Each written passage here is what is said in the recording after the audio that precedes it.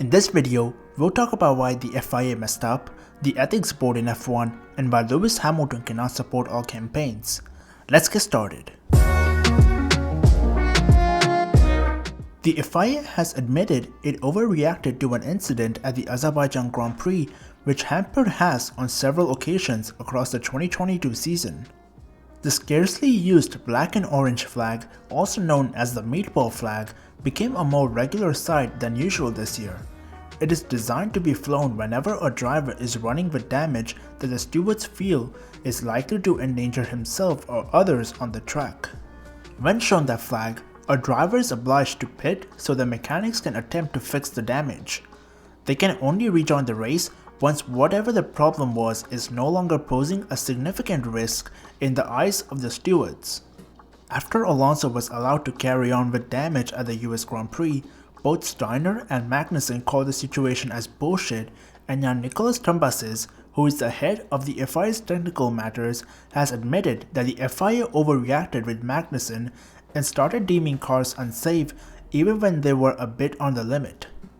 Formula 1 is targeting to become net carbon zero by 2030, with the sport continuing to work towards a more sustainable future. Ferrari, McLaren and Aston Martin have been praised by the Standard Ethics Group, who have asked the remaining F1 teams to become more transparent and to improve their governance in order to make for a more sustainable future for the pinnacle of motorsport. The research group analyzed all the teams' operations to determine their ESG, something which is made up of three areas: a team's environmental and social strategies, and their governance. It was deemed by the researchers that 8 of the 10 teams performed well in regard to human rights, whilst the majority have clear environmental targets. However, somewhat concerningly, only Ferrari, McLaren and Aston Martin had a publicly available code of ethics. Lewis Hamilton is a supporter of multiple campaigns and communities. Whilst the Brit has long been an activist, his work was really put into the spotlight following the start of the Black Lives Matter movement. Since then, the Mercedes driver has started the Hamilton Commission, which tries to get more black people into motorsport. He's gone on to collaborate with Mercedes to create Accelerate 25, a 5-year project which is trying to ensure that 25% of new colleagues come from underrepresented groups.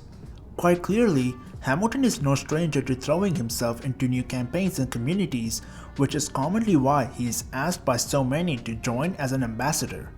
The Brit has admitted though that he's discovered that he can't do everything, although some approaches to him have hit a nerve over the years.